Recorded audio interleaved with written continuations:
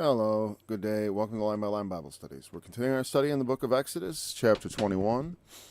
Let's begin reading right where we're at, because I'm not going to go back, because in this section, context is not always going to be that important, and also it can be distracting. It'll tempt me to start talking about stuff we've already covered. All right. Verse 12. He that smiteth a man, so that he die, shall surely be put to death.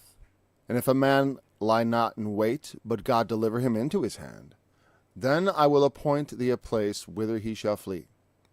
But if a man come presumptuously upon his neighbor, to slay him with guile, thou shalt take him from mine altar, that he may die. And he that smiteth his father or his mother shall surely be put to death. And he that stealeth a man and selleth him, or if he be found in his hand, he shall surely be put to death. And he that curseth his father or his mother shall surely be put to death. And if men strive together, and one smite another with a stone, or with his fist, and he die not, but keepeth his bed, if he rise again and walk abroad upon his staff, then shall he that smote him be quit, only he shall pay for the loss of his time, and shall cause him to be thoroughly healed. And if a man smite his servant or his maid with a rod, and he die under his hand, he shall surely be punished. Notwithstanding, if he continue a day or two, he shall not be punished, for he is his money. Okay. If a man strive, probably means property. If men strive and hurt a woman with child, so that her fruit depart from her, and yet no mischief follow, he shall surely be punished, according as the woman's husband will lay upon him, and he shall pay the judge as the judges determine. If any mischief follow, then thou shalt give life for life, eye for eye, tooth for tooth, hand for hand, foot for foot, burning for burning, wound for wound, stripe for stripe. And if a man smite the eye of his servant, or the eye of his maid, that he perish, he shall let him go free for his eye's sake. And if he smite out the manservant's tooth, or his maidservant's tooth, he shall let him go free for the tooth's sake. If an ox gore a man or a woman, that they die, then the ox shall be surely stoned, and his flesh shall not be eaten, but the owner of the ox shall be quit. But if the ox were wont to push with his horn in time past, and it hath been testified to his owner, and he hath not kept him in, but that he hath killed a man or a woman, the ox shall be stoned, and his owner also shall be put to death. If there be laid on him a sum of money, then shall he give for the ransom of his life whatsoever is laid upon him. Whether he have gored a son or have gored a daughter, according to this judgment shall be done unto him. If the ox shall push a manservant or maidservant, he shall give unto their master 30 shekels of silver, and the ox shall be stoned. And if a man shall open a pit, or if a man shall dig a pit and not cover it, and an ox or ass fall therein, the owner of the pit shall make it good, and give money to the owner of them, and the dead beast shall be his. And if one man's ox hurt another's, that he die, then they shall sell the live ox, and divide the money of it, and the dead ox also shall they divide.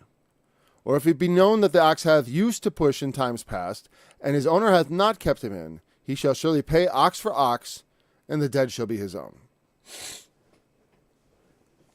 I don't know if we're not gonna get through all that. Well, we will hope to get through all that and go into chapter 22 tomorrow. Okay. So because we have quite a bit of law here to wade through. Okay, well, how many verses is that? 12. That's a lot of verses. That's 24 verses. Okay. For a second I thought maybe we will, because I'm like, well, he that smiteth a man so that he die shall be put to death. Okay, and that's essentially the penalty, thou shalt not kill. But here it gives out the judgments of what is the worthy punishment. If a man lay not in wait, but God deliver him into his hand, then I'll appoint thee a place where he shall flee. That's the cities of refuge. And this applies, and it goes into later explanations of basically accidental death, where maybe you're chopping wood and the axe head flies off the handle. I would say take care of your tools. There is that gets into the area where it starts talking about, well, if the ox was wont, on some level, we have a responsibility to make sure that, when we're using dangerous equipment, that the people are warned, and that, you keep it away, and that it's safe. That's why you maintain your car. Because you can be liable, like if your brakes fail, if you knew the brakes were failing or you didn't maintain them properly, you can be held liable. Equipment failure is not always not your fault, though it's a lower level offense. It's not the same as murder, obviously. It is not of a man coming presumptuously upon his neighbor. I wonder if that word presumptuously sounds, in my modern English ear, it sounds like a different connotation. But I think this means with the presumption of he wants to kill him. That's what he presumes. He's got plans. And let's just check that. All right. Presumptuously. If man... There was something else I was going to say about that daughter selling thing. I think I said everything I had to say, but now I just saw it on my screen. I'm like, oh, yeah.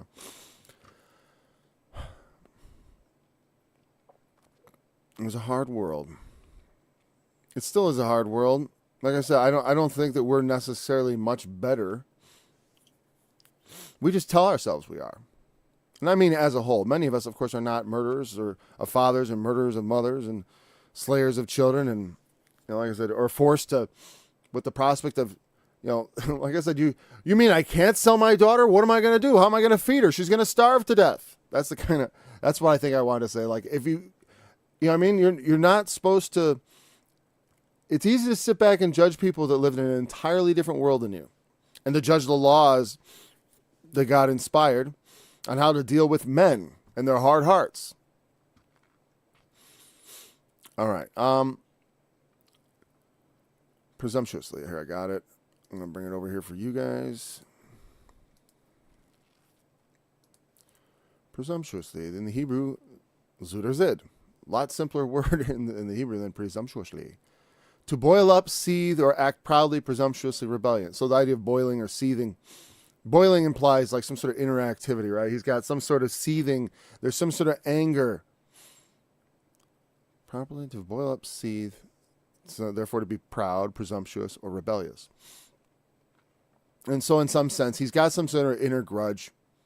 It's also translated here. Look over this. He cooked the stew for, he boiled it. If a man boils, if you just translate it literally, you can get the sense of what they mean, right? If he come upon his neighbor with boiling and kill him, well, that's different than he killed him and the Lord delivered him into his hand.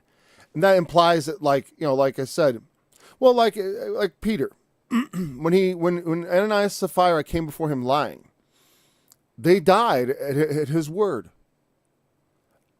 God delivered them into his hand. And their deaths are not on him, not on Peter. That's not on Peter. That's why I say your greatest weapon is the word of God, because no one can tell you, no one can, they may, but I mean, technically you can't be convicted of speaking someone to death. As far as if you just simply say, the feet of the men who carried you out are coming in to get you and you're going to join him, and then boom, they go. You can't be held responsible for that. That's death by God. But when you raise up your hand against your neighbor and use violence against him, yes, intentionally, of course, and not carelessly. Now, that's not spelled out here about killing, but from all the talk about the oxes, you could derive the concept. Well, what do you do an unintentional thing? Well, there's cities of refuge.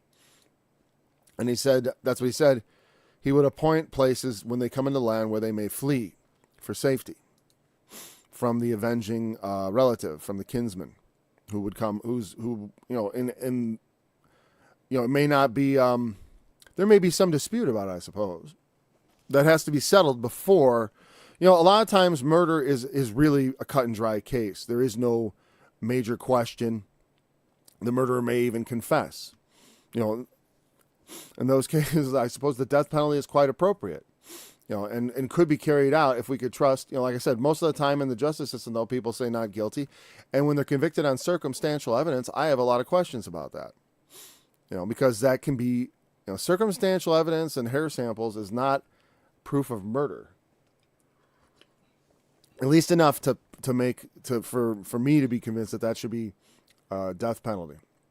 When it is known, of course, a man who has done evil such as that deserves death. And there are many things here that the Lord say deserves death, including things like adultery. And certainly they are worthy of that. Though Jesus, in that case, when he was confronted with that, he exercised mercy. And so that's why I look at it, a lot of those laws that call for death in some of these cases, that we've all done things worthy of death, quite probably, certainly in the sight of the Lord, because the soul that sins, it shall die. There's no eternal life for sinning souls, except through the mercy and forgiveness of God, which is bought by the price of the blood of Jesus Christ. All right, where's my text? You see it, but I don't. Okay. Yeah, so if he come presumptuous on it and slay him with guile, with cunning planning, I wonder what the word is technically in Hebrew, with guile. I was wondering yesterday about the part with, it's orma, which means craftiness or prudence. He uses craft, and plans it out. I'm going to be prudent about killing this guy. That's why it's sometimes hard to detect. A lot of murders go unsolved, but the Lord knows. The Lord knows. Now, the next part when it says, thou shalt take him from my altar, what is that talking about? Well, you can see a clear example of that in the history of David, where after David passes away, his captain Joab, who had been involved in a great number of sort of semi-shady things on behalf of David. He was very loyal to David, but also he reminds me of elements in our government who think that, the people's elected president isn't the real executive authority. It's the established state that is the real, they decide what's best for us. We don't get to elect a president who decides whether we go to war. Not that the president should decide whether we go to war or not, but he certainly can decide to make peace, Well, whatever. Peace treaties must be ratified by, right? We don't often do it by a treaty. We use it lately. We just turn it. We just skedaddle. We do the Vietnam scoot. That's what, or the Afghanistan scoot, whichever way you want to call it. We just kind of scoot out and, oops, guess mission not accomplished. All right. Unfortunately, I mean, I wish we'd been there and done good like we planned, like they said. It's like, I don't know. I don't think so. Maybe we should just stop not meddle in other people's countries. Maybe that's the best idea. Maybe we should return to our borders. But Joab, sorry. That's the right person, right? Joab, the captain of David. Yeah, if I'm wrong, then someone can correct me. But David's captain Joab, after his death, when Solomon sought to have him slain, he threw himself on the altar of God and clung to the horns of the altar. And they slew him there. So he's supposed to be, I don't think they, I thought they slew him, or did they drag him out and slay him? Whatever. Doesn't matter. The point was, he was looking for mercy, so he was clinging to the altar. And people would do that. That's why there's a mercy seat. He was looking for God's mercy. And so he, just like people go for sanctuary to churches. There used to be an actual sort of I don't know if I call it almost like a legal concept where people would flee there for sanctuary so that they would not be taken up by perhaps mobs or perhaps the just authorities. If it's a mob, it's perfectly acceptable. Mob justice is not justice. The mob can be stirred up against someone by a false impression. But truly, sometimes when a murderer is caught, people want to just get things done. And so they have these extrajudicial things where it's outside the system. That's not how it should be. These things should follow an order. And so otherwise we'll have a chaotic society and mob justice, and that, like I said, that can be stirred up in a lot of different ways. You look at what happened in the crucifixion of Christ, and that's a prime example. All right, so yeah, he shall be taken from the altar. Nope, you don't get any mercy. That's what that means. He that smiteth his father or his mother shall surely be put to death. You don't go smiting your mother and father. In the old law, that was a penalty, that was worthy of death. Now, of course, let me just say, if you don't know this from my teaching, of course, I don't adhere to any of this. As far as, I don't think this is how we should govern our society. Just as Jesus said, go and sin no more to the woman taken in adultery, I say the same thing to homosexuals and a lot of other things. And even to someone who smites his mother or father, that's some sort of form of assault. That's actually a battery, actually. In my state, assault is merely threatening someone. If I go at you like that, I've assaulted you. If I make you wince, if I make you think I'm about to hit you in some way, that's called assault. If you make a violent sort of gesture or start getting too worked up, you can be guilty of assault in Illinois. Battery is when someone gets struck. Again, I'm most familiar with the law in my state. But and I do think we have to have laws, but our laws are formed on a more Christian, merciful basis. We're not going to put them to death. We're going to put them in jail, hopefully, or some sort of penalty, or maybe give him a restraining order so he can't go back to the house, so he leaves her alone. It is a big problem. If we do put such to death, we wouldn't have that problem, right? But it would get. Often these things were not carried out. Often, like a mother or father, even if their son smites them, doesn't want them killed. We see this often with victims of abuse. They don't want their abuser taken to jail. The woman who called 911, by the time the cops get there, maybe she's changed her mind. And she doesn't want her husband taken away. That happens. They take him away anyways, because that's the way it goes. They don't get to choose that. Okay? So, I go with what Jesus and the apostles taught. Jesus said something, I almost got the scripture up. I realized the recording I had just sounded terrible, from Matthew chapter 5. Not one jot or one tittle. Think not that I am come to destroy the law. Jesus didn't destroy the law. He fulfilled it, which is important because he said not one jot or tittle would pass from the law until all be fulfilled. So law is not destroyed, but is an effective way of bringing us into a good relationship with God. It has passed away. Christ did fulfill it.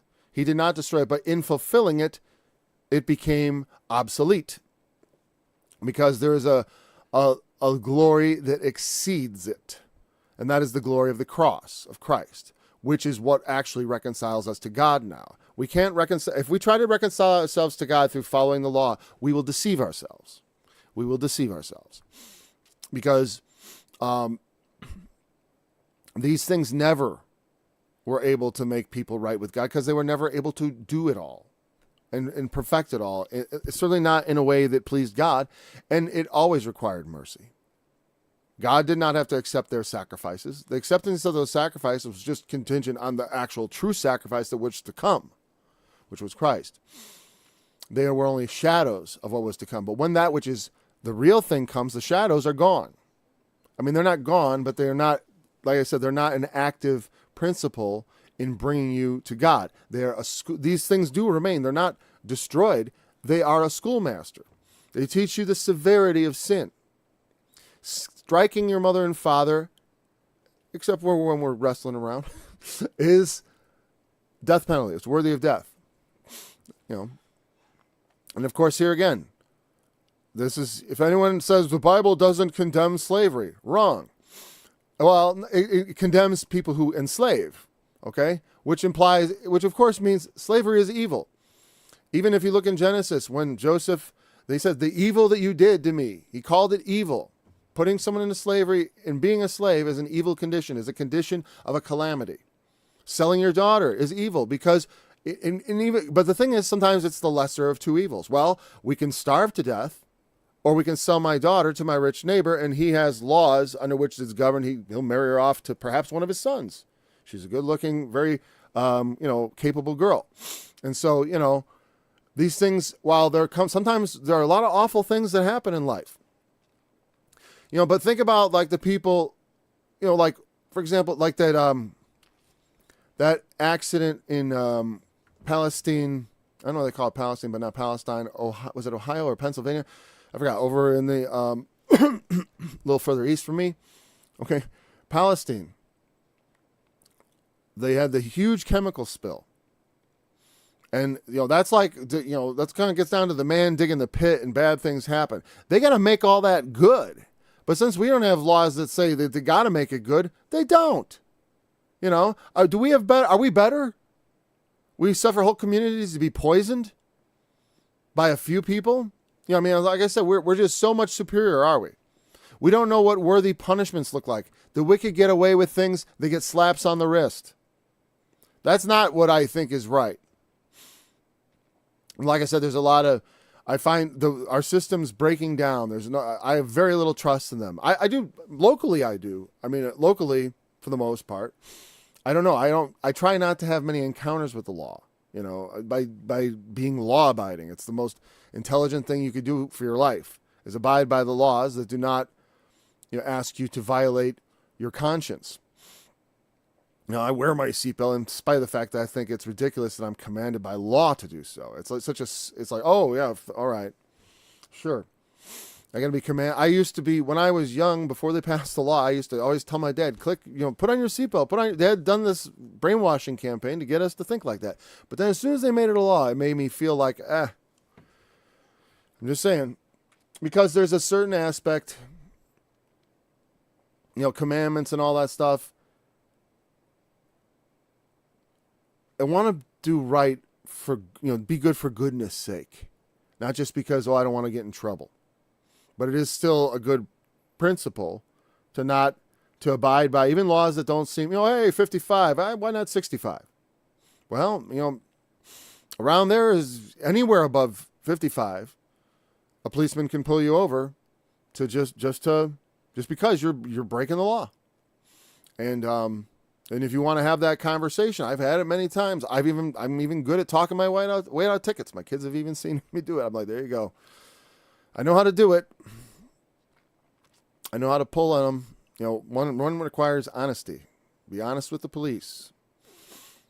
But do it in just the most charming way you can. Break out all the charisma, make them smile, make them laugh, whatever you have to do. But anyways, like I said, but if you start really breaking it, you're going to get a ticket, and you probably deserve it because you're creating a hazard for everyone else. Flying up and down the roads. It's like, are you really that important that you get to go faster than all of us? Anyways, like I said, hey, you're gonna bend the law a little. Let's call it speed a little. Okay, but like I said, you're still taking a risk of encountering the police, and if you're doing anything else wrong, right? I don't worry about it too much because, like I said, I don't really, and I try to be law abiding. So I don't have to worry about being, and that's like the lowest form of righteousness. It's really easy to just abide by laws, whether it's punishable by death or by fines or by these things. And when you know the law, it's easy to keep it. It is a lot of things, but, because of the hardness of men's hearts, even though we know, those that do such things are worthy of death, we not only do them, but have pleasure in those that do. Maybe it's not always so obvious. But certainly it's a part of the human condition. Okay. So, curseth, okay, and also, I went too far. Smiteth, stealeth a man and selleth him, or if he be found in his hand, he shall surely be put to death. Yeah. Kidnapping and selling people, commoditizing people is illegal. Now, they can only be sold by someone who had a right to, like the father could sell it. And of course, the idea they're not allowed to sell them out of the country. There's all these things because this form of, commodifying of people, because people are a commodity, whether we like it or not, they're still sold. They will buy and sell you body and soul. They don't care about you. They care about their money, and that's why only person allowed to sell, it's the father can sell, and preferably, hopefully, to someone who's worthy. That's his responsibility, and it was allowed because, like I said, because what, you want him to just starve to death? He's in debt. He's got problems. He can't handle. He got himself into a mess. He's brought evil on his house, and a How many? I mean, there are so many times when children suffer because of the parents' mistakes. They do. Because they're bad parents. The children suffer. I mean, an abusive father, right? It might be better if he sold her. It might be worse. Life does not always come in wonderful bits we love. It can be a hard life. Living is suffering to a great degree. There's suffering in life. If we suffer not at all, then I got to wonder about that, because I feel like it's part of my experience. Jesus Christ was a man of sorrow, acquainted with grief. I count the suffering I suffer, as little as it is, but it is little, and mostly I have some physical suffering I've gone through. Some, at least to know and to be able to sympathize and empathize with others who go through the same thing or similar things, maybe not the same. Well, hopefully, you can extrapolate from similarities to say, well, that must be bad. Like talking about, you can't imagine what childbirth is like. I don't know. I think I could. I think I can imagine pretty good. I've broken a bone or two or three. and I've nearly passed out from the pain. And my lips went cold, and that was when I broke my 5th metatarsal. I understand what that pain feels like. I can imagine it going on. Well, it did go on. It went on for weeks, actually, but not at the level it was at the moment of breakage, which was, for me, a new 10.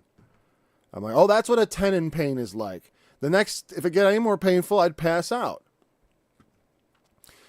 So I can imagine childbirth is like having that hit you every couple minutes, right? I've watched my wife give birth. I was there. I can sympathize. I've never gone through it, and I can't speak, until you've gone through it. You can't really compare. But here's the thing. She shall be saved in childbearing. There's some sort of redemption in the suffering men go through, and women, of course, I speak of. We have to suffer things. It's redemptive in the sense of, not in the sense of it redeems us the way Christ's blood redeems us, but it teaches us, or it should teach us. That's the marvel, is when people go through things like in the parable Jesus taught about the man who owed his master a lot, and then he was forgiven, and he went out and he went after a guy who owed him just a bit and threw him into prison. And the Lord was very angry with him, because he should have understood what it was to receive mercy, and having received it, he should have been willing to give it. Especially to one who seeks it. Sometimes people can't admit they're wrong. They can't admit their debt. They want to say, I don't owe you a thing. Well, that's a little different. But when people say, yes, I know, I can't pay, forgive. We ought to forgive.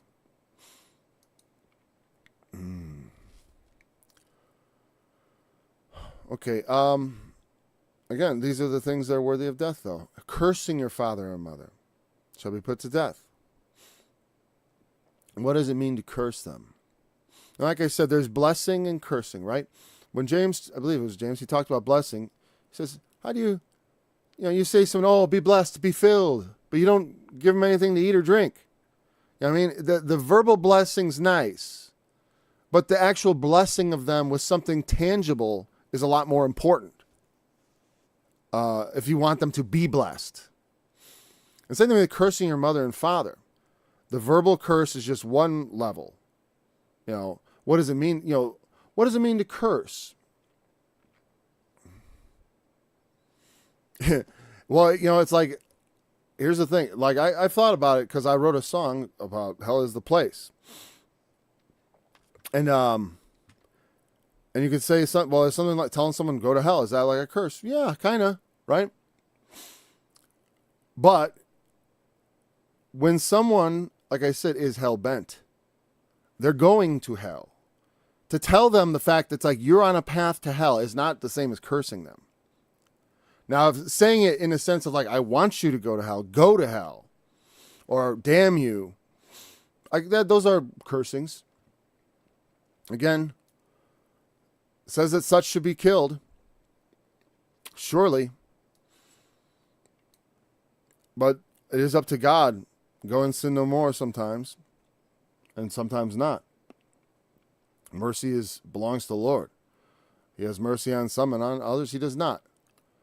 And if we want to have his continued mercy, we should be mindful of it. Like in the parable, having received mercy, we should show mercy. He that judges without mercy shall be judged without mercy. There's a greater level of cursing your mother and father, which is to do them harm, to help them on their path to hell. That's for me where it got to be complicated. Like, does maintaining a relationship with someone and being like, oh, it's okay, like I said with the fornicators in the church that Paul was complaining about. When you have grotesque sin going on in your life, or like when John was saying to the king, it's not lawful for you to marry her. You don't necessarily just continue in the same relationship with someone who is defiantly sinning. And if it's your mother or father who are defiantly sinning, it is no curse to them to tell them that it's sin and it's sin worthy of hell and death and damnation. You're going to be condemned in what you do if you continue doing it and if you do not repent. Yeah, so when we do not warn people about their sins, in a sense, we are bringing a curse upon them. They are cursed already. And that's one of the things is that sometimes that's the case, that there are curses of God in the scriptures, in the laws. And those come out more in Deuteronomy, and we can study those at some later date. But there are curses, where you bring cursing on someone. I never intended any evil for for my mother. I don't want evil to take her. I'd rather see that she repent. That kind of thing. And that's how I feel about it. And it's a very Christian thing to tell people they're going to hell. That was the thing. That's not Christian. That's Christian. You're going to hell. So go. Deliver you to Satan. Is that a curse? Sometimes people have to undergo things that, like Jesus, hanging on the cross, was made what? Cursed be every man that hangeth on a tree, right? He was made a curse unto the law, but he could not be a curse, right? It could not hold him. It could not apply to him because he was holy. Cursed be every man that cursed be everyone that hangeth on a tree, not man. That is considered a cursed death. Like, oh, look at what God allowed to happen. You got hung from a tree. You're cursed. He took our curse upon him. And it also kind of represents what we deserve. Is that what I want to happen to my mother or father, that they be hung on a tree like that because of their sins? No. So we warn them that the curse is there. You're going to hell. And if that's because the spirit in which I said, well, if that's what you want, then go to hell. That's why I said, then go to hell. I'm not saying I command you to go there. I'm telling you, you're heading there and that's what you're doing. And if you don't want to listen, then go ahead. Because on the way there, that's almost the best potential for someone to have their eyes open to repent. Like I said, when I was on my way to hell, and then all the times I found myself on the way to hell, meaning following sin, doing the things which, for people who don't believe, are taking them there. When God caused me to feel that pain of that curse, it made me open my eyes in realization, like, I'm being cursed. I'm on the way to hell. I might die right now, so I better start calling on God. Oh Lord, deliver me from the works of my hands that I've done to myself, the curse that I've brought down on me. So, we don't want to bring a curse down on our mother and father, much less speak evil of them. But that also implies undeservedly. God curses. I don't bring up cursing, just like blessing. Truly, when I say bless you, what I'm saying is God bless you, right? And we sometimes abbreviate it to bless you. God bless you, because I'm too lazy to, right? No, that's the thing. It's like we ought to also bless others. And that means not just talking about it. Whenever you say, oh, bless you, you're just saying, God, do it for me. God, do it for me. And curse you, you're saying, what are you saying? I'm going to cause your downfall. I want you to fall. And so I'm saying, when you tell someone they're cursed, you warn someone you're cursed, it's different. Okay? Telling someone they're abiding under a curse is not the same as actually cursing them. It's actually helping them and warning them. Sometimes the starkest terms are necessary.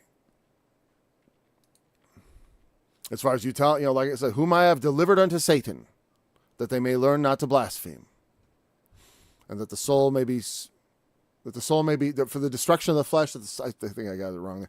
That the soul might be saved in the day of salvation. Deliver them unto Satan for the destruction of the flesh, but that the soul may be saved in the day of salvation. That's not an exact quote. If he rise again and walk abroad on his staff. Okay, if a men strive together and one smite another with a stone or with his fist, and he die not, but keepeth his bed, if he rise again and walk abroad upon his staff, then he that smote him shall be quit. Only he shall pay for the loss of his time, and shall cause him to be thoroughly healed. If men are striving to this is kind of like they got in a fight, and one hits another with a stone, not fists. Fists can be also, but I suppose it would be a little. If you hit someone with your fist and they die, it's very different than if you pick up a murder weapon, right? That's a different level. You made a decision here that, to use a deadly object. So I'm a little bit, this is pretty lenient as far as like it says, well, if he rise again and walk abroad upon his staff, he then smote him shall, if he recovers, he shall pay only for the loss of his time and cause him to be thoroughly healed. That means he's responsible for his being looked after, and what else would be in there? Because again, these things don't fully trace out the like what all the cases could be, but it gives you sort of a baseline thought. Well, what if he doesn't fully recover? Well, then maybe there's some sort of payment involved, right? Like say he walks upon his staff the rest of his life, not thoroughly healed. All right, but the idea is, okay, he recovers, he's walking on his staff, and then he's gonna pay him for his lost time, but also ensure that he's completely healed. If he isn't completely healed, what it implies is he'd have to keep paying him because his time is continually lost. He might be responsible for for that man. Again, that's what often we have. When someone injures someone permanently, they are often hit with huge lawsuits, right? Because they have now a lifelong, they can't earn money. And so it makes sense. They're like, well, you can't walk anymore. You can't use your left arm. Well, now you need to you get millions of dollars in settlement because someone is responsible. Oftentimes people don't have the resources to do that, and they can't bring about justice. And this is a picture of what justice would look like. Okay, he has to recompense him, but it's not like a murder because they are fighting together, I suppose. And again, it's going to depend on whose fault it is. A lot of times we look at different aspects of when there's some sort of fight.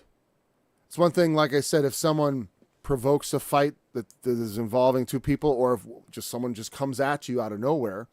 If someone comes at me out of nowhere and I begin to fight back, I haven't done anything wrong.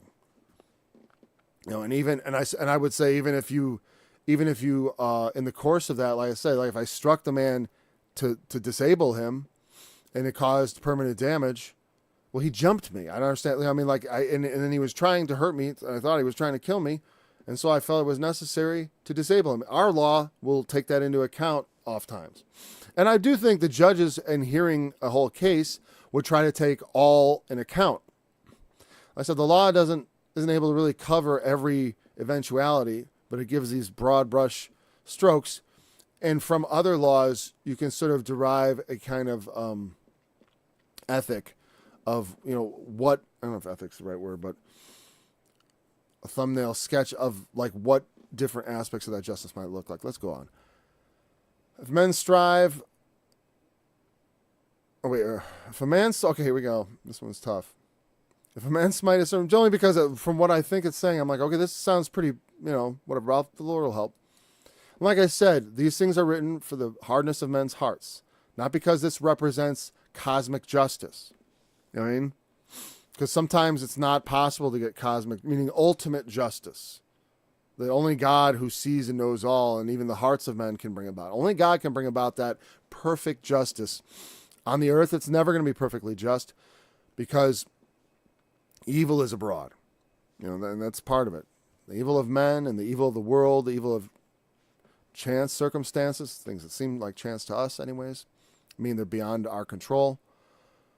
Okay, if a man smite his servant or his maid with a rod, and he die under his hand, he shall surely be punished. And there was also like a law about someone not being smitten more than 40 times. But if someone beats them to death, basically, he shall be punished. Notwithstanding, if he continue a day or two, he shall not be punished, for he is his money. But that means he should. I'm not sure what all. Let's look at the NIV. He is his money. I'm pretty sure means he is his property. I mean, I can't. That's just what it sounds like to me. And like I said, well, and so that's why when you sell your daughter, your children are considered your property. I still consider my children, they're my property until they become adults. I mean, I'm totally responsible for them, and I say what happens to them. Of course, there are laws that govern. Well, if you do certain things.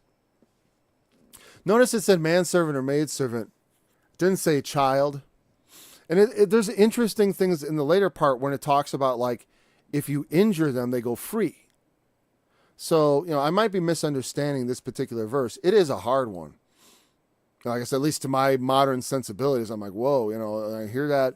If you kill him and if he continue a day or two, to me that sounds like if he lingers for a couple days. Is that what it's saying? If that's what it's saying, it sounds pretty bad. But I could be, if he continue a day or two. All right, I got that up, but I want to look at it in a different translation. I just want to see how did the NIV interpret that?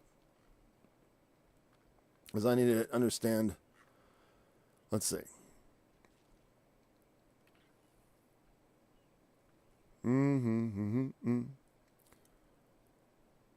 Okay, anyone who beats their male or female slave with a rod must be punished if the slave dies as a direct result. But if they are not to be punished if the slave recovers after a day or two. All right. So what he's saying is if you injure your slave in the process of beating them, and the idea is they recover. I thought it meant, okay, after a day or two they continue to live. I get it. Meaning if they die within a day or two, you still get punished. It doesn't say exactly how. No, it doesn't say. Again, I guess it's going to depend on what they think they're worthy of. And I suppose I would assume death. Something. So again, in our country, when you could basically kill your slaves almost with impunity, I think. Though people generally didn't do that because, again, it was their property. Meaning your slaves were kind of valuable. They would beat them and then maybe sell them off because they're difficult. And sell them to a harder plantation where it's more, more brutal, perhaps, Sell them down the river, as they say. Because, reputationally, those plantations in the Deep South were the worst. Being a field hand. That was the worst aspect of slavery. Obviously, there were different. For some reason, it was controversial when they set some standards about education, about Black history. It's just history. It's all of our history, because their history was, had a lot of white people in it. So I don't know. It's just history, but they shouldn't be. It shouldn't. The problem is in the old history books, it was almost like they were an afterthought, like they had no real story to tell, which is, of course, not true. So they must be punished. And if the slave dies, you're not supposed to just kill. And again, that's someone's daughter, someone's son. It might have been sold. And so I think that unless there's a separate law, like, well, if it's a foreigner, I think the punishment is death. If they recover, it's not, because they're their property. And it's kind of like leaving it to the discretion of the man what amount of punishment is due to someone. A wise man, like as Paul says, will not provoke his children to wrath. And your slaves, if they're your property, they're also your responsibility. They're kind of like your children. If I had slaves, I would treat them like children. As far and I'm very strict with my children. So it's not like I would be all indulgent suddenly. I'm somewhat indulgent too, I guess, because I don't know. I would be nice to have servants and stuff. I mean, we're doing. I mean, I do. The children are my servants. My wife is my servant. Though I don't regard them as slaves. But they do serve me, and help me, and obey me. But I don't lord it over them, much as Jesus taught. If you want to be, he that shall be greatest must be least. It must be, if you want to be overall, you've got to be servant of all. And Christ was the greatest example of that, serving all of us by laying his life down on the cross. And for our benefit. I'm going to move. We're doing okay. All right, so he has his money does mean he has his property, as I thought. But as I didn't think, it wasn't like, oh, if he takes a couple days to die, well, then he's free. Okay, that's not what it says. Okay, if he continued to live is what it implies. So he not die. So again, to me it appears like the death. I don't know why it wouldn't be the death penalty. I think it's just clearing that up. Yeah, he'll be punished. What, he can pay? What is he going to pay? I guess, he already bought the slave. It's paid. Who's he going to pay it to? It's his property. He's got to be punished. And what does it say? Eye for eye, tooth for... I mean, and then look what it says about like the, later on, I just want to jump to here. If a man smite out a manservant's tooth or his maidservant's tooth, he should let him go free. It means if he knocked the tooth out in the course of that beating, not only is he, he won't be punished as far as like killed. But here's the point. When you injure your slave, it's no longer your property now. See? You're supposed to, like I said, there is reason, if you have a person under your care, there may be reason to administer punishment. Even for like, I raise my kids with discipline.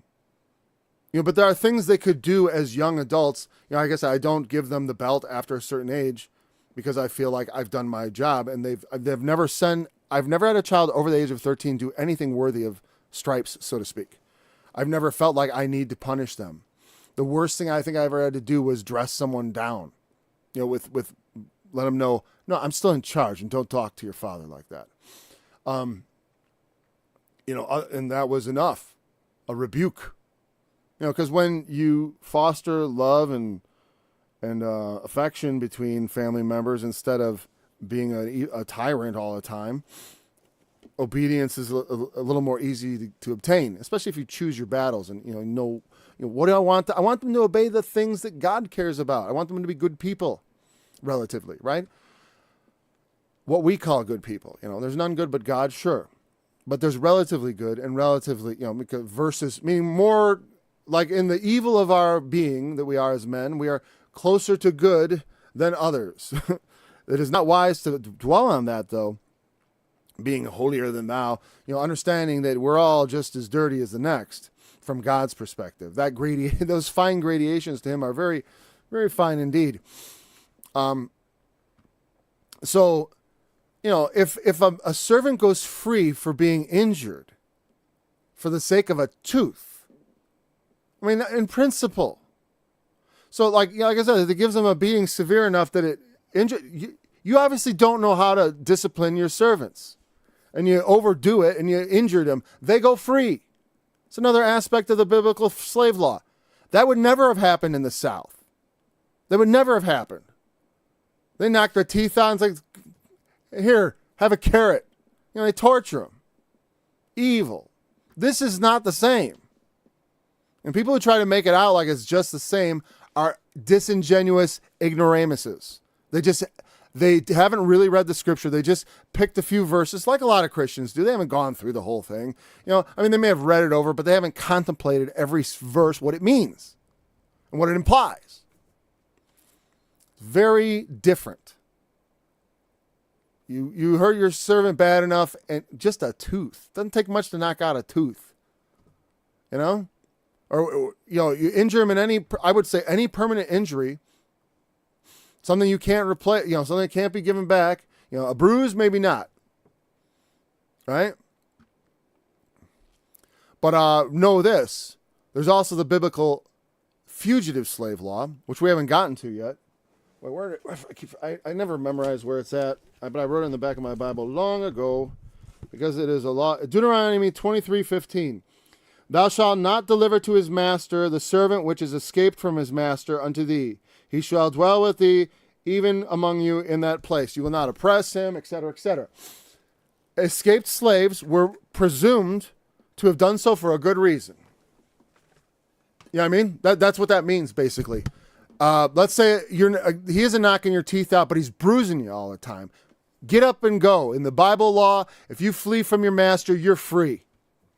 Because you were supposed to obey and stay. You shouldn't just go for no reason. Because then there may be some, but you were not to just return them without, the master could come, perhaps talk, discuss, I don't know.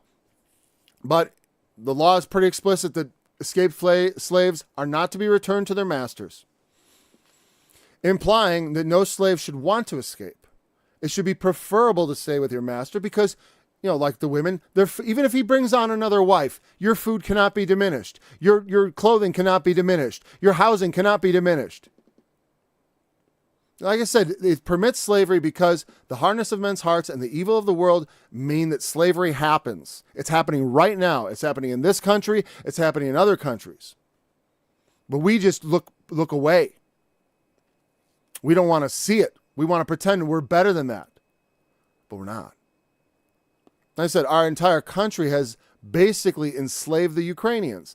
And many of them willingly, no doubt. But our CIA fomented a war over there because we've wanted war with Russia. So that we forgot that the Cold War ended. There's always been elements of the government that still want world domination, as we call it, total spectrum domination, military domination across the spectrum. We can't afford it, and we can't do it, and it's over. But they can't realize that, and so they're dangerously playing around with war.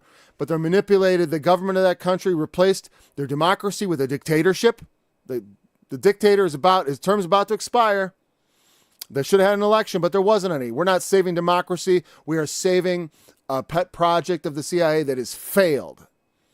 And from that country come all manner of human trafficking and also just the slavery of conscription. So they enslave them to fight in our war. They're a slave army. They're talking about deporting the refugees who have come to other countries from that country so that they can go die pointlessly on that front line. America is still the worst slavery state in the world. Maybe not the worst, but among the worst. You know what makes us worse? Because we're such hypocrites. The Chinese, they're ethnically, not ethnically cleansing. I forgot the word for it. It's like culturally... it's like they're trying to take the Uyghurs and they're forcibly destroying their culture and trying to unify them so it's a unicultural country. Trying to strip them of their identities and stuff. Now that's pretty not nice. That's pretty bad. That's like what we did to not we, but certain Christians try to do that with the Indians. Take their children away, teach them to be Christians, Westerners, and not allow them to have their that's not good for them. It's like, yeah, I know, but the way you get that is you preach the gospel. If they don't hear it, well, you know what? There's others to preach to. One plants and another's waters. Forcing people by taking their children and turning them into Christians or into your Chinese ideal is wrong. Okay? That's nowhere near as bad as taking them all, enlisting them in an army and sending them off to die in a war that they can't win. No matter how much money we throw at it, they lack the manpower. And our weapons are way too expensive. That's our problem. Anyways, but you may think that's off the topic, but no, it's right on top. Slavery in the modern world. Slavery in the biblical world is actually much more sensible, much more kind and merciful. The slavery in the U.S. never looked like this. Oh, if you knock your slave's tooth out, you let him free. After 7 years, the men go free. The women, not so. But they can also go free when they get their tooth knocked out or something like that. I think, where was that? Servant or maid. They go free. Because you know what? Some things, hey, Danger of it goes from like, what's worse, starving with your father or being sold to your neighbor? Well, obviously, being sold to your neighbor is not quite as bad as starving at home. Okay, now you're with your neighbor, but they turn out to be a jerk and they start beating you. What's it better, to be free and risk starvation, or stay there and risk death from someone who's obviously way too violent to keep servants? It's okay to go. You go free. You go free. You have to take risks with whatever you can, see if you can make your life okay. Life can be hard and harsh. It was a harsh world, and these laws are governing a very harsh world, and they bring such mercy and grace to it. And stupid people, stupid is a great word, because it implies ignorance, and it's like being drunken. They're insensible. They have corrupt ideas in their mind. They don't want to believe the Bible. They don't want to believe in God, and they want to find this all so terrible. This is, like I said, if you read our laws, you'd think they were quite terrible also. It allows this to happen, it allows that to happen. Like you can just wreck a train in a community and poison it forever and virtually no responsibility, virtually. I mean, there's no laws holding them accountable. Or the people in our government, they can violate our Constitution left and right, and there's no law to punish them for it. They can just get away with that? Wow. What a backwards country. If men strive and hurt a woman with child, and she loses the baby, and yet no mischief follow, meaning she doesn't die, he shall surely be punished according as the woman's husband will lay upon him, and he shall pay as the judges determine. So, this is not intentional. Men are striving, and a woman with a child gets hurt incidentally, and the child is lost. That's tragic and terrible, but it's not murder. Okay? But he will pay according to the woman's husband. He gets to decide. Lay on him how much he has to pay. Because his wife didn't die, she's okay. If any mischief follow, thou shalt give life for life. So, I mean, that doesn't really say anything. Like I said, abortion is an intentional destruction of a child by the mother. It's a kind of a perverse thing. And it's is it murder? Yeah, I think so. A lot of people don't understand that. A lot of girls don't understand that. They don't understand. They don't think I've got a baby. They think I've got a problem. The baby's going to come later, but I can prevent baby from existing. And, and they go through a certain kind of logic because oftentimes they feel trapped, and they haven't been raised with guidance and love. If parents guide their child and love their child, teach them to do the right thing, and give them the moral toolkit in themselves to be able to actually carry that out, they're not going to get in that position. But 15-year-old girls getting pregnant is very common because they are not raised right. They're raised assuming they're going to become a fornicator at that age. And if you're going to assume that, it doesn't surprise me, as I've learned, that half the girls over at the high school are on birth control. I remember when I was a kid, my friend's girlfriend being on birth control. Her mother put her on birth control because she knew she was powerless and had never taken up the moral authority over their children. It's a dereliction of duty. It's disgusting. I don't want to, a lot of times we don't understand. We don't know how to do these things. Like I said, when you hand your children over to strangers, don't expect them to be your kids. Don't expect them to be what you want them to be. They're going to develop according to what the environment of the school is. They're spending like a whole, 40 hours a week in that place. And then they come home, they're doing homework. Like a lot of families don't even sit down at the kitchen table for dinner anymore. I mean, we don't actually, in my house, we don't often sit at the table all at one, but we're always around each other. Mom and dad are always around. It's a different environment. I do recommend that, but I guess, I don't know why. I guess because of my own social awkwardness. I don't know if that's it or whatever. I don't know. I don't think so. I'm not really socially awkward at a family gathering. I don't know. Because sometimes it seems more convenient to do otherwise. But if you're already getting the interactions, you don't have to set aside that special time. But if you aren't getting the interactions, you need to sit down and eat and have meaningful conversations and have meaningful talks outside of that context. You can't just sit in facing the TV screen as your kids live a life completely divorced from you and expect to have any influence on their moral behavior. Forget it. You're not, or you'll have an infinitely small influence on them. That's what school does. And that's what you're not taking up that, you work all day, you're tired. I get it. Well, we have to work both spouses have to work to keep up our lifestyle. Then dump the lifestyle. What's more important, your wealthy lifestyle or your children? And that's why since my wife first gave birth, until she weaned her last child, she didn't do any work outside the home. Until that last child was, then I asked her to do things. Not necessarily to leave the home, but I asked her to help me with work.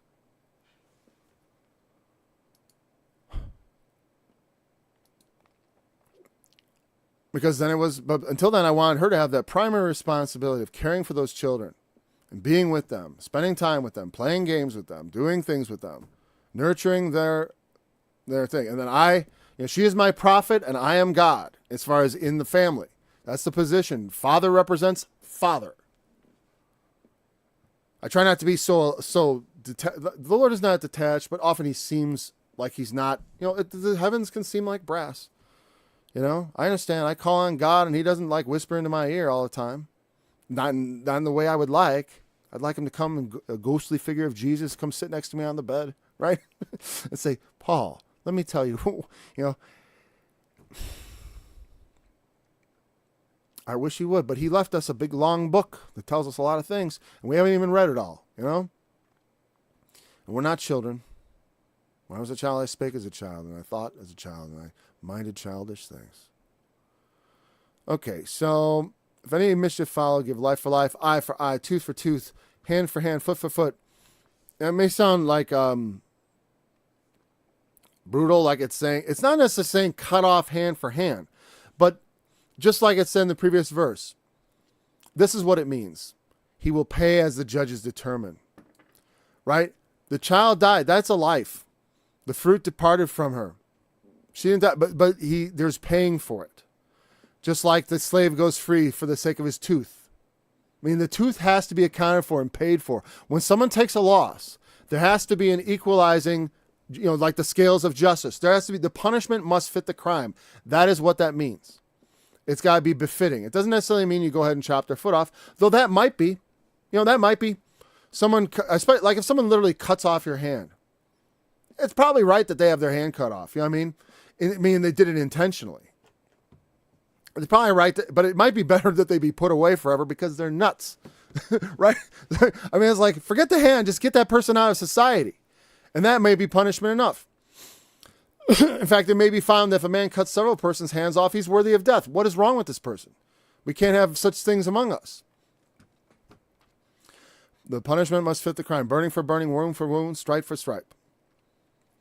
If a man smite the eye of his servant, the eye of his maid, we went through that one.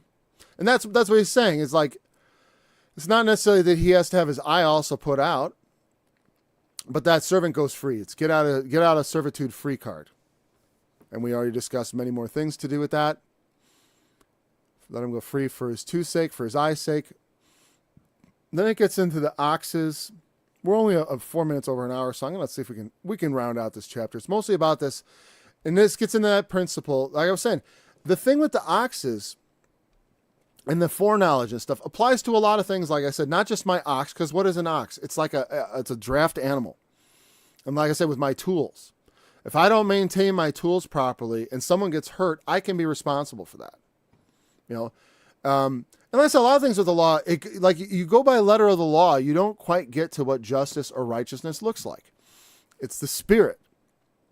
Like I said, the spirit here is to bring about justice for people. It's not that being enslaved is acceptable or good. It's understood to be an evil, but sometimes a necessary evil for some people, being they have no other way than to sell themselves. Even when you take on a credit card debt, you're kind of taking on slavery. You're saying, I'm going to serve for way longer than what this money, I need money right now. I need $5,000 right now, and it's going to take me, I'm going to end up paying back $20,000. That isn't slavery. That isn't highway robbery, But sometimes people are cornered. And they're, credit cards are every bit as evil as slavery, except you don't get out free after 7 years. Unless you consider bankruptcy laws, which you could get yourself free every 7 years if you want. It's possible on certain debts, not on student debt though. You can't go bankrupt on that, no matter what your conditions, which is really bad. I mean, people should pay their debts, but if they get in such a bad condition over so long a period of time, sometimes you let them go free, especially when you consider how wealthy these companies are. They're loaded with money, and also the fact that we're playing with funny money, meaning the value of our money is being stolen constantly. That's why you could say. Even if you are so poor you don't pay taxes, you're paying taxes. You've been paying a lot higher taxes the past couple of years. You may have noticed, like when you buy a loaf of bread, which instead of being like maybe $1.50, or like when I was a kid, there was no loaf of bread that cost more than $1. Loaves of bread were like 29 cents. Right? I mean, but that was back in the 70s, and at that point, inflation had already taken it up from like a nickel. That's all it's really worth. I mean, if you consider I forgot how much a dollar was worth in gold, it wouldn't be an ounce because that's a lot of gold. But it was pegged to gold until Nixon took it off. And now we have a free floating currency that they just keep printing more. Printing is not really what they do. They just digitally create it. They just type numbers in and now it's on a spreadsheet. We have money. And they issue bonds. And then they buy the bonds back with the funny money they just printed. Okay. Anyways, principles. So, A, if an ox kills, the ox shall be stoned and his flesh shall not be eaten, but the owner shall be quit. And if an animal kills, right? But if the ox, it was be known. This is a known violent ox. It's kind of a rogue. It's hurt people before. Right? It's like, hey, we warned you about that ox. And this could apply to things like we have, there's a lot of talk about certain kinds of dogs are very violent. Rottweilers and pit bulls being the primary ones that are most concerning. It's funny. I was looking, there was a thing of fatal dog attacks came up. And third was German Shepherds, but it was really low compared. I mean, it was like maybe a third or a fourth of the Rottweilers. And the thing is, German Shepherds have to be trained to be like that. They do have a kind of a bitey thing about them. My German Shepherds are very nice. So I'm pretty sure they would come to my defense. But they're not like a police dog, which are trained to be triggered and to be attack. I think mine would have to be more deeply motivated to fight. But whatever. But also on the list was Chow Chows, which I thought was funny. Fatal Chow Chow attack. That sounds so terrible. Like, who'd want to be killed by a Chow Chow? It's not a good way to die. It just seems like they wouldn't be it must be obviously there are smaller people than me because I would kick one to death with my steel-toed boots. I would not get killed by a Chow Chow. Though a Rottweiler or a pit bull, again, good luck. Not if they get their fangs on you, It all depends. You got to use your skill, and your best thing is your weapons. But anyways, defending yourself from an attack. But these animals, sometimes they're violent. And if your owner knows, hey, this is I'm sure they can make great pets, but they have to be trained up that way. And some people train up their dogs to be vicious and violent. And those people, they're responsible deeply for the damage their dogs do. And they are possibly to the limit of you being worthy of death. If you trained a dog to be a nutty dog, baiting it and torturing it, like that, like to be a fighting dog, that's a pretty serious offense as far as I'm concerned, to do that to an animal, to turn it into a vicious killer. When it has, if you have a pit bull, you should be trying to teach it to be a gentle pet. Though they, I don't know. I have never had one. I don't know the dog very well. So it's like, I don't like to talk too much out of. I knew Rots that were very scary, but also very good family dogs. I guess it depends on how you teach them, how you raise them, just like your children and your ox. Like a man mistreating his animal, his ox could create a dangerous ox. Okay, so, and the owner also gets put to death for that. So this gets the death penalty, or at least worthy of death, knowing that they which do such things are worthy of death. Like I said, somewhere in this is animal abuse. Well, definitely, the Bible says, does God care for oxen? Not so much, but he cares about what you do. It's just like people say, does God care about, why does he care about masturbation? It's like, because what you do is important. If you're just going to be the type of soul that just seeks its own pleasure, you're not really worthy of his eternity. We have to learn to be self-controlled. That's what God likes about it. That's what he wants to teach us. Not when I say have to, again, these are not prerequisites for salvation. I always preach the true gospel of Jesus Christ, which is there's nothing you can do to save yourself except put your trust in the blood of Jesus Christ, of course. But having done this, let's go on to perfection. This is our call. This is a wonderful thing, because now it's possible, because we walk before God like a son, because he sees the imputed righteousness of Christ on us and our sin nature. He doesn't look at that and judge us in that sense, though he will correct us. He will correct us and chastise us for our sins. But that is not to condemn us, but rather to bring us to righteousness and sanctification. Okay. So if there be late, if there be laid on him, if someone say, okay, well, how about this? Instead, you pay.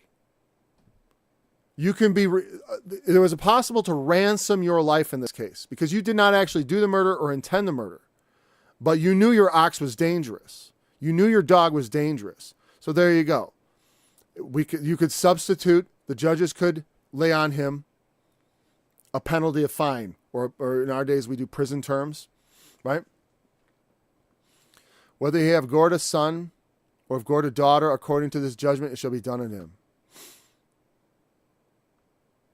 I'm not sure. Well, I guess that means a child, even if it's a child or whatever.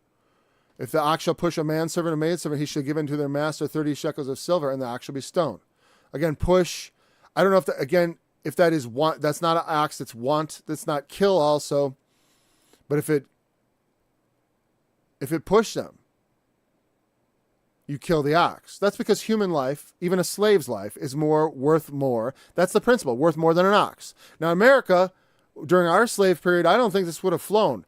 If they would probably consider capital fun. It depends on the slaveholder. Some of them were more conscientious and probably more biblically minded. And if we had looked at the Bible, it's almost a pity we hadn't done that when we considered slavery in this country. But we didn't want to treat them like humans, because we had to think of them as subhuman, because we were already understanding from being Christians that it was wrong to enslave each other.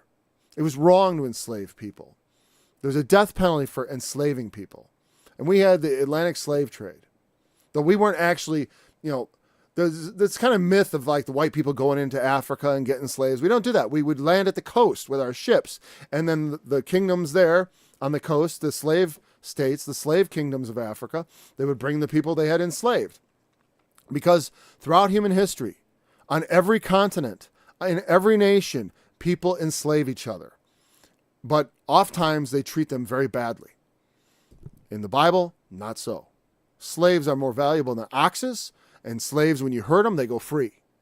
In fact, if you don't, even if they don't like the way it's going there, they can run away to another town and be safe there. That's the Bible. Biblical slavery, like I said, in our country, what do we do about organ trafficking? Nothing, hardly. I mean, I'm sure there's some, and some agency, there's some investigator who's on it, but we don't put a lot of money into it. Ask them, No, we got a lot more money going into enslaving people and putting them into machines so they can get chopped up by the war machine. I like saying that. I wonder when they're going to start censoring it. I know, what's funny? I've tried to comment that. What do you think about the way the U.S. has enslaved the Ukrainians to fight the Russians? And that comment never gets posted. They always delete it. It always gets deleted. It always gets censored.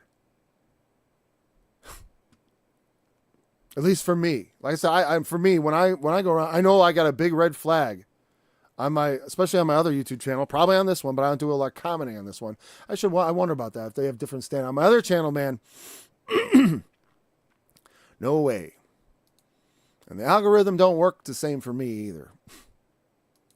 You have to be a special person for them to allow you to see what I'm doing. All right. We're almost done. If one man ox hurts another's, that he die, means they shall sell the live ox and divide the money, and the dead ox also they shall divide. Principle of fairness.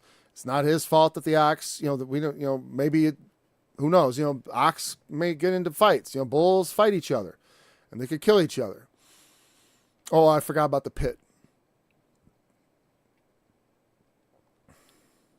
And notice they kill the animal that kills people because that's, because human life is worth more. We already covered that. What am I talking about? If a man open a pit, or if a man shall dig a pit and not cover it.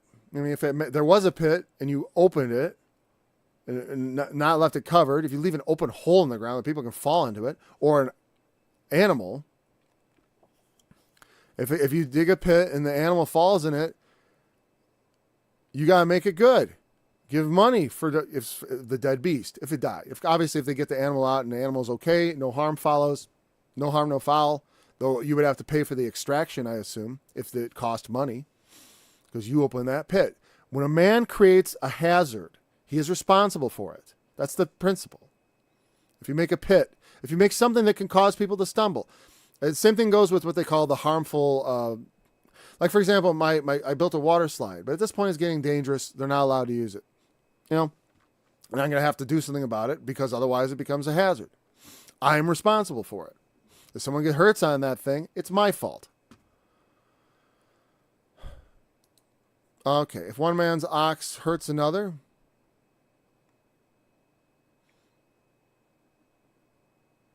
you get to keep the dead animal that fell in your pit, but you got to pay for it. If one man ox hurts another, because you're not being penalized that badly. You pay for the dead ox, but you get to keep it. So at least you have that. A living ox is worth more than a dead one, obviously. And so then the owner can go get a live ox and you have a dead one. And also, an animal that died like that, you couldn't eat for food. So it wasn't worth much under the Israeli, the Jewish thing, but it was worth something. There's the hide and it could be fed to animals like the dogs, I suppose. They didn't keep a lot of carnivorous animals, but sell the live ox and the money of it, and then they divide the dead ox. Like I said, there's still value in it, even if it can't be used for food. Or if it be known that the ox hath, again, if your ox is at fault, you got to pay ox for ox, and you still get to keep the dead one. But you don't divide up the money, like when there's two oxes involved. Okay. Then we get on to there's more ox laws in the next chapter. We'll get into those tomorrow, Lord willing, right? Anyways, thanks for joining me. Look forward to being back again tomorrow. Remember, the testimony of Jesus is the spirit of prophecy, and it's also the fulfillment of the law. It's also the fulfillment of the law. Where's my music? Here we go. Ye fools and blind, for whether is greater the gift or the altar that sanctifies